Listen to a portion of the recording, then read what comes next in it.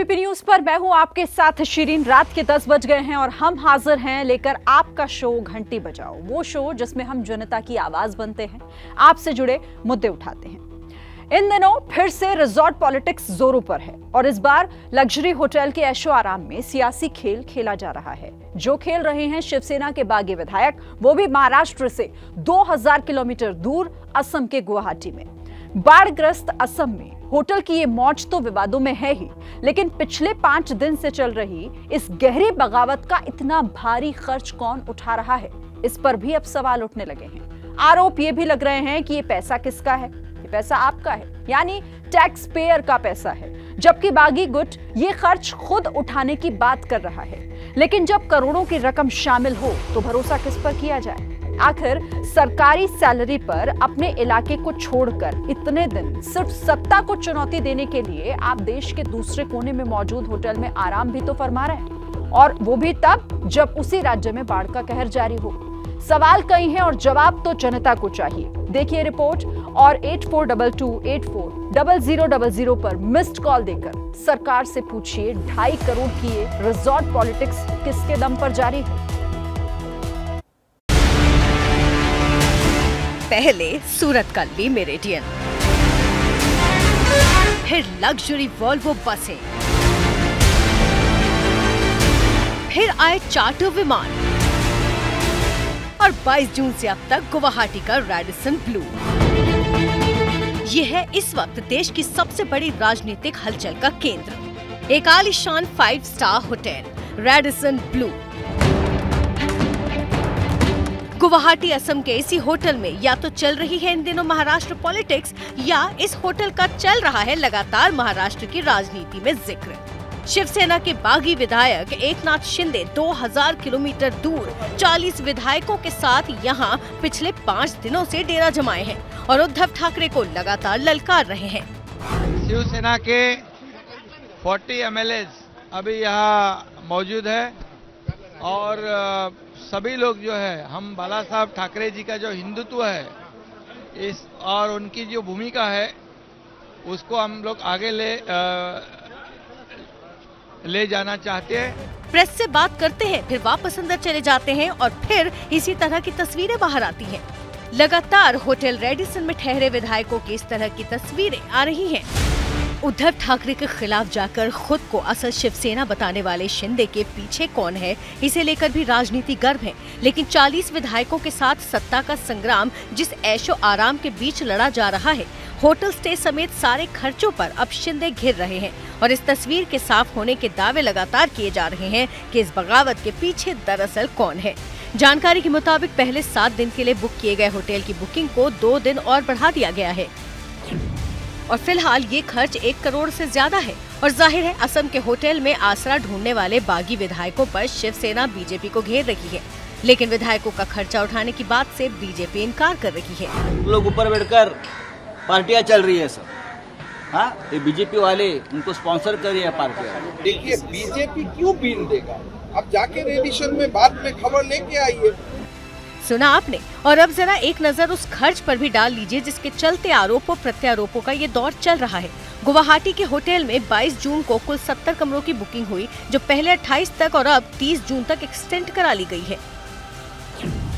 और रेट्स के मुताबिक इन 9 दिनों में 70 कमरों का किराया करीब 72 लाख रुपए है और 9 दिन 70 लोगों के खाने पर खर्च करीब 72 लाख रुपए है। यानी विधायकों के ठहरने का कुल खर्च करीब 1 करोड़ 44 लाख रुपए होगा। लेकिन खर्च यहाँ तक खत्म नहीं हुआ, या कह सकते हैं शुरू इससे बहुत पहले हुआ। 21 जून को जब शिंदे ने बगावत छेड़ी तो चुना था सूरत का ली मेरिडियन होटल। सूरत होटल में ठहरने से लेकर गुवाहाटी तक पहुँचने तक ही 85 लाख रुपए तक का खर्च हुआ, जिसमें से होटल के अलावा सूरत एयरपोर्ट के लिए 3 वॉल्वो बसों का खर्च करीब 75,000 रुपए है। सूरत से गुवाहाटी की चार्टर्ड फ्लाइट का कुल खर्च करीब 60 लाख रुपए है। और महाराष्ट्र की सत्ता को संकट में डालने वाली इस बगावत पर हुआ अब तक का खर्च और 30 जून तक गुवाहाटी होटल के होने वाले खर्च को मिलाकर जो रकम बनती है वो लगभग 2 से 2.5 करोड़ रुपए है। जाहिर है इतने बड़े खर्चे पर अब उंगलियां उठने लगी हैं। ना बाढ़ है, राजस्थान के बाहर भी मुर्दे तैर रहे हैं वहाँ और लोग ऊपर बैठकर पार्टियां चल रही है सब, हाँ, ये बीजेपी वाले उनको स्पॉन्सर कर रही है पार्टी वाले। क्या है आपको सब जो वीडियो सामने आ रहे हैं ना, आप देख लीजिए क्या हो रहा है उधर। असम में बाढ़ को लेकर भी हमने आपको घंटी बजाओ में रिपोर्ट दिखाई थी कि कैसे रेडिसन से सिर्फ 50 से 100 किलोमीटर दूरी पर लोग डूब रहे हैं, घर खाने को तरस रहे हैं, जबकि सीएम साहब राजनीति के गेम में संवेदना को छोड़कर इस बगावत से पल्ला झाड़ने के चक्कर में उद्धव ठाकरे को यहाँ छुट्टी मनाने का न्योता दे गए। आप भी वेकेशन में आइए असम में। अब संजय राउत के भी इस पर सवाल उठाने पर देखिए क्या कह रहे हैं हेमंत बिस्वा। पूरे हम लोग बिल दे रहे हैं, क्या दिमाग में लोगों का क्या है पता नहीं है। बार और होटल में रहने का साथ क्या संबंध? ताज में भी तो कोई गेस्ट रुका हुआ है। आज गुवाहाटी में 200 होटल है, 200 होटल में तो भी कोई गेस्ट है। लोग क्या समझते हैं पता नहीं असम का बारे में। अभी असम में बाढ़ है बोल के मैं होटल से लोगों को जाने दूंगा क्या? देखिए बीजेपी क्यों बिल देगा? अब जाके रेडिशन में बाद में खबर लेके आइए। असम का लोग पैसा नहीं दे रहा है, असम का लोग उल्टा वो लोग से पैसा कलेक्ट कर रहा है in the form of tax. हमारा तो फायदा हो रहा है असम का। असम को फायदा हो रहा है, लेकिन अब इस बड़े खर्च पर एजेंसियों से जांच की मांग भी सामने आ रही है। महाराष्ट्र की महाविकास आघाड़ी सरकार को गिराने के लिए बहुत बड़े पैमाने पे ब्लैक मनी का उपयोग किया जा रहा है। सूरत में लाखों रुपए का होटल का बिल भरा गया, चार्टर्ड फ्लाइट का लाखों रुपए का बिल भरा गया, गुवाहाटी के अंदर होटल का लाखों रुपए का बिल हर दिन भरा जा रहा है। और ऐसी उड़ती खबरें आ रही हैं कि हर एक बागी विधायक को 50-50 करोड़ रुपए दिए हैं। मैं दरख्वास्त करूंगा देश के इनकम टैक्स विभाग को, देश के एनफोर्समेंट डायरेक्टोरेट को कि वो छापे मारे और अगर इसमें कुछ तथ्य है तो लोगों के सामने आना चाहिए। लेकिन शिंदे गुट के बागी दीपक केसरकर कहते हैं विधायक अपना खर्च खुद उठा रहे हैं। हर किसी को, हमारे यहाँ आमदार को अच्छी तनख्वाह है तो अपना खर्च वो खुद कर सकता है। और जब हमें कोई इनवाइट करता है, जैसे समझिए शिंदे साहब ने इनवाइट किया, तो शिंदे साहब हमें कुछ भी फ्री नहीं लेते हैं, उसका पैसा भरते हैं, ऑफिशियली भरते हैं, उनसे जो भी कंसेशन है वो लेते हैं, पर पैसा भर के हम लोग यहाँ पे रहते हैं। हम लोग मुफ्त तो नहीं रहते और कोई भी पार्टी हमारा खर्चा नहीं उठा रही है। हमारे जो नेता है शिंदे साहब, उन्होंने हमें बुलाया, उन्होंने बोला कि ये फ्लाइट से आपको आना है, हम उस फ्लाइट में बैठ गए, यहाँ पे आ गए, फिर जो भी पेमेंट करना है वो पेमेंट कर देंगे। महाराष्ट्र में एक विधायक का भत्ते समेत एक महीने का वेतन है 1,98,440 रुपए और इस तरह 40 बागी विधायकों का एक दिन का वेतन कुल मिलाकर होता है 2,64,600 यानी 2,65,000 रुपए। 40 विधायकों का 3 दिन का वेतन होता है 7,93,800 रुपए यानी 7,94,000 रुपए और 40 विधायकों का 9 दिन का वेतन होता है 23,81,400 रुपए। अब जनता की सेवा के लिए सरकार से मिलने वाली इस सैलरी पर रिजॉर्ट पॉलिटिक्स के चलते 5 स्टार होटल में टाइम पास करके ये विधायक इस सैलरी को किस तरह जस्टिफाई कर रहे हैं और जिस होटल में सीएम बिस्वा बाकी विधायकों समेत उद्धव ठाकरे को ठहरने का न्योता देकर भी विवाद में आ गए, उसी होटल में बुकिंग की कोशिश करने वाली शिवसेना के साथ सुनिए क्या हुआ।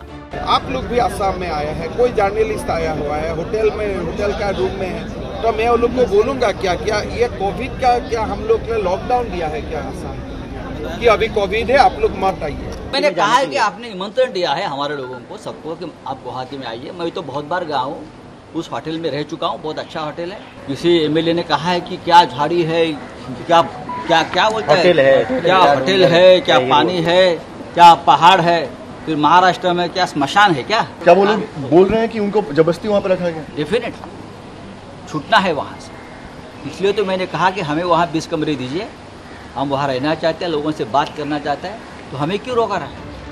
तो क्यों नहीं मिल रही है संजय राउत को उस होटल में बुकिंग जहां सारे ऐशो आराम का आनंद उठाते हुए बागी विधायक शिवसेना के लिए ही संकट बने हुए हैं, जबकि खर्च का कोई ब्यौरा नहीं मिल रहा, न इसका सोर्स पता चल रहा है। जवाब तो जनता को चाहिए, क्योंकि एजेंसियों से जांच की मांग उठने के साथ ही ये सवाल उठता है कि कहीं टैक्स पेयर की जेब से तो नहीं खर्चे जा रहे ये 2.5 करोड़ रुपए, जिसका फायदा तो राजनीतिक लिया जा रहा है, लेकिन राजनीति में एक धब्बा ये रिजॉर्ट पॉलिटिक्स का नुकसान जनता तो नहीं उठा रही। आखिर खर्च उठा कौन रहा है? करोड़ों रुपए खर्च करने वाले विधायक कटघरे में हैं तो खुद मुख्यमंत्री उद्धव ठाकरे पर सवाल उठ रहे हैं। जब आम जनता वोट देने जाती है तो ये सोच कर जाती है कि उसका नेता उसके वोट का आदर करेगा, वो विकास का काम करेगा, संविधान के मुताबिक काम करेगा, लोकतंत्र की रक्षा करेगा। जनता के चुने नेता अपना नेता या मुख्यमंत्री को चुनते हैं तो उनकी भी यही मंशा होती है। लेकिन महाराष्ट्र में जो कुछ हो रहा है उससे सवाल पैदा हो रहे हैं। सवाल सत्तारूढ़ पार्टी के विधायक पूछ रहे हैं, सवाल सरकार का समर्थन करने वाले सहयोगी दलों के नेता पूछ रहे हैं, सवाल विपक्ष भी पूछ रहा है। सवालों के घेरे में है महाराष्ट्र के सीएम उद्धव ठाकरे।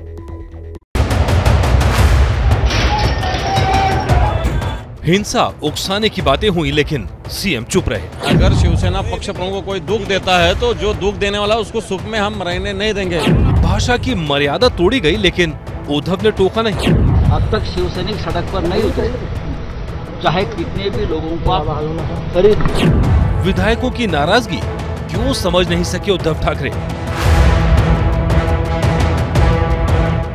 एक नहीं कई बातें हैं जो महाराष्ट्र के मुख्यमंत्री और शिवसेना अध्यक्ष उद्धव ठाकरे की कार्यशैली पर सीधे सवाल खड़े कर रही हैं। जैसे शिवसेना प्रवक्ता संजय राउत का ये आपत्तिजनक बयान जिसमें वो बागियों को धमकी देते दिख रहे हैं।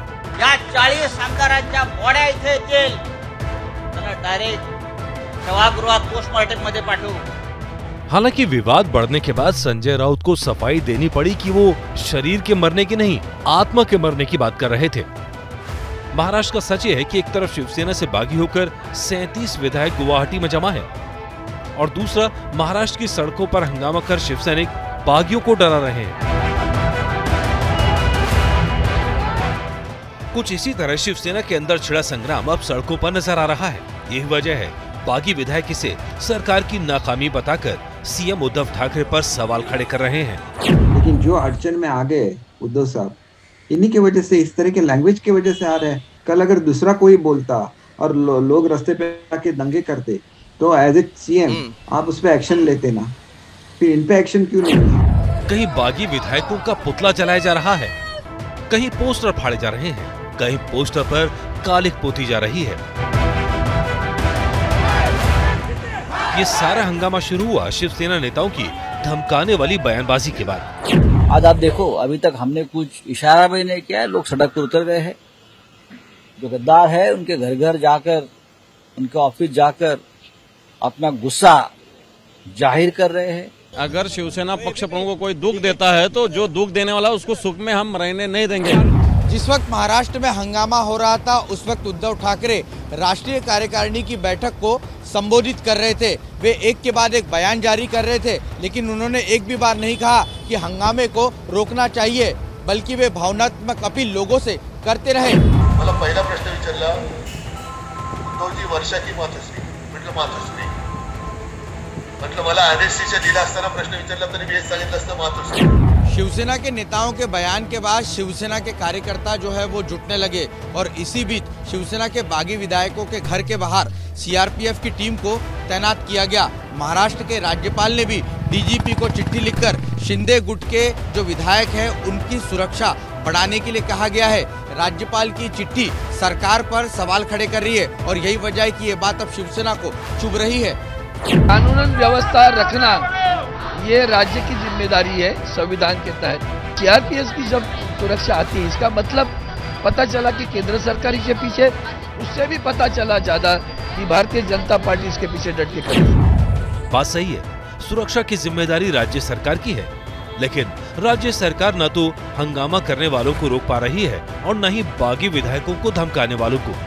एक बार उसको वो भाग गया, वापस ले लिया सेने में और वापस बाद में वो हम लोग को पीठ दिखा रहा है, तो उसको अभी औकात पे लाना ही पड़ेगा। तो ये हमदार जो अभी गद्दार बन के गए हैं वो सब गद्दार है। बात उन बयानों की भी है जो शिवसेना नेताओं की तरफ से दिए जा रहे हैं। वो तो 100 बाप है उधर, कोई दिल्ली में है, कोई नागपुर में है, कोई मुंबई में है। हमारा बाप सिर्फ बाला साहब ठाकरे है एक, और हम उनके प्रति हमारी निष्ठा और लॉयल्टी है, हम नहीं छोड़ेंगे। आप 10 बार बाप बदल रहे हो। कोई हमारे पिताजी पे उंगली उठाएगा तो हम भी ऐसा बोलेंगे कि जो आज वो कर रहे हैं ना वो सब बंद हो जाएगा। जब मुख्यमंत्री अपनी पार्टी के नेताओं और कार्यकर्ताओं को रोक नहीं पा रहे तो उन पर सवाल तो खड़े होते ही हैं। किसी भी राजनीतिक दल को टूट नुकसान पहुंचाती है। वहीं शिवसेना जैसा दल जो बाल ठाकरे के करिश्मे पर आगे बढ़ा, वहीं ये टूट और भी तंग कर सकती है। लेकिन टूट के बाद सवाल पूछे जा रहे हैं कि क्या उद्धव खुद इस टूट के लिए जिम्मेदार नहीं है?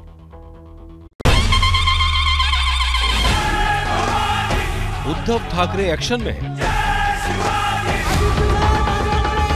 आदित्य ठाकरे एक्शन में है, बैठकों का दौर जारी है, मातोश्री और शिवसेना भवन पर समर्थक जुट रहे हैं,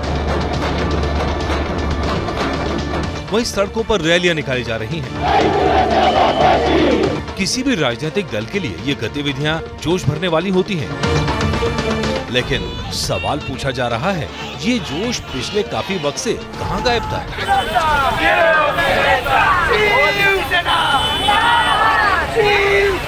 पहला आरोप तो खुद बागी विधायक लगा रहे हैं।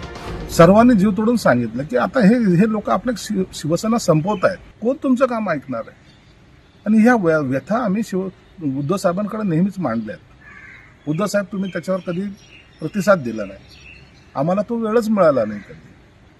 आम्ही मांडायचो तो सचिवाकडे किंवा एखाद्या सेक्रेटरीकडे आणि ते सांगायचे हो तुमचा निरोप आम्ही उद्धव साहेबांना दिलाय।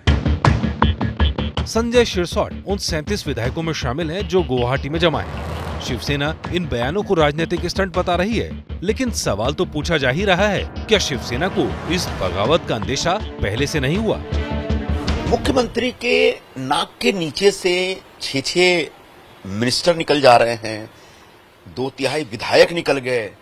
उस दौर में, उस हाल में जब सारे मंत्रियों के पास Y+ सिक्योरिटी है और सारे विधायक एक पुलिस प्रोटेक्शन में रहते हैं, इनको कुछ खबर ही नहीं मिली। ये बड़ा आश्चर्यजनक लग रहा है। कैसे सरकार चला रहे थे कि आपके अपने विधायक आपके खिलाफ विद्रोह की इतनी बड़ी तैयारी कर रहे थे और विद्रोह कर दिया उन्होंने, और तब तक आपको पता नहीं चला। उद्धव ठाकरे खुद स्वीकार कर चुके हैं, कभी कोरोना और कभी बीमारी की वजह से वो लोगों से मिल ही नहीं पा रहे थे, जिसका फायदा बागियों ने उठाया। जर तब्येतीची जर हे कारण म्हणून मी म्हणतो परत परत काय मला सहानुभूती नाही कमवायची, पण जर का कारण असेल तर ते निमित्त करून तुम्ही जर का फुटत असाल तर त्याच्यापेक्षा एक सांगा की आम्हाला आता जी काही शिवसेनेत मिळालेलं आहे, जी मंत्रिपद शिवसेनेत मिळालेली आहेत, जो मोकळेपणा शिवसेनेने दिलेला आहे, खात्यात मी कोणत्याही कधी गडबड केलेली लुडबुड केलेली नाहीये, अजिबात केलेली नाहीये। उद्धव का ये इमोशनल बयान उनकी घटी राजनीतिक ताकत की गवाही दे रहा है। उद्धव की हालत ऐसी हो गई है कि उनके विधायक ही नहीं, मंत्री तक बागी हो गए। यही वजह है कि उद्धव ठाकरे को सहयोगियों की नसीहत सुननी पड़ रही है। लेकिन एक बात मैं कहना चाहूंगा कि कोई भी व्यक्ति अगर पार्टी का नेतृत्व करना चाहता है या नेतृत्व की पोजीशन पर है, तो ज्यादा से ज्यादा संवाद स्थापित करता रहे अपने कार्यकर्ताओं से, अपने विधायकों से, सांसदों से और जो भी पार्टी के प्रमुख नेतागण हैं, वरना इस तरह की परिस्थितियां पैदा हो जाती हैं। दरअसल 2019 में हुए विधानसभा चुनाव में बीजेपी और शिवसेना साथ लड़े थे, लेकिन बाद में मुख्यमंत्री पद को लेकर हुई खटपट में शिवसेना धुर विरोधी कांग्रेस और एनसीपी के साथ चली गई। सब विधायक इसी के खिलाफ मुखर है। मुझे ऐसे लगता है कि हम लोगों ने इकट्ठा इलेक्शन लड़ी थी, लोगों ने हमको जो वोट दिया है वो युति मतलब भाजपा और सेना को मिलकर वोट दिया है, तो उस लोकमत का भी सम्मान होना चाहिए। सवाल मौका परस्त राजनीति पर भी है तो नेताओं की मनमर्जी पर भी। अपने नेताओं को जनता चुनती है विकास के लिए। सवाल है विकास को क्यों पीछे छोड़ दिया जाता है। सवाल ये भी है कि पार्टियों के गुणा भाग में जनता का नुकसान क्यों हो। तो घंटी बजाओ में फिलहाल इतना ही।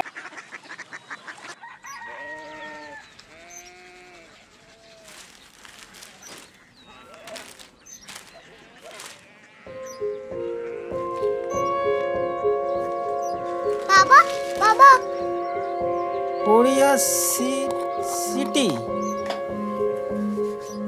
जानिए ना,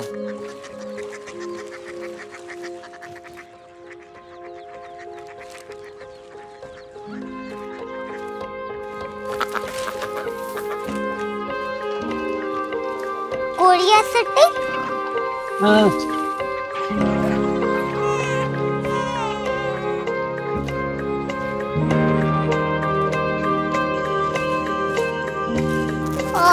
कोरिया सिटी कहाँ पे है? शहर अंग्रेजी लगे हैं।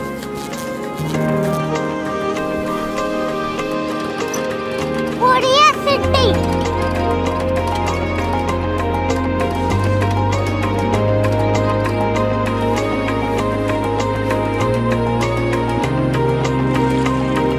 वो बहुत दूर है।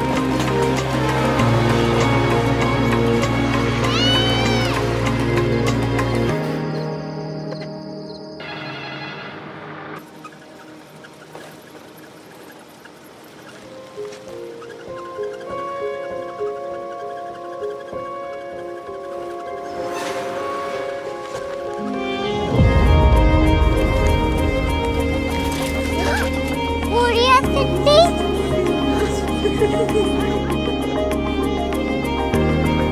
दुनिया कुछ लोग बड़े होते हैं। कोरिया सिटी कहाँ है? प्रोफेसर साहब को पता होगा। हो, ये छोटा वाला ग्लोब लगता है और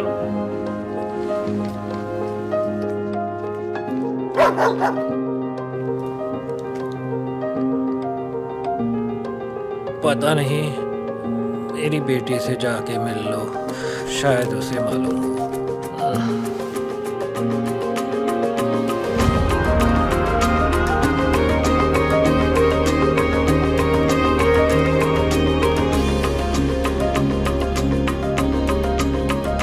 हाय, बाबा ने भेजा है। Come here. Korea city. Korea city नहीं, क्यूरियोसिटी। वो क्या? That's what brought you here? जो तुम्हें यहाँ तक ले आया। क्यूरियोसिटी।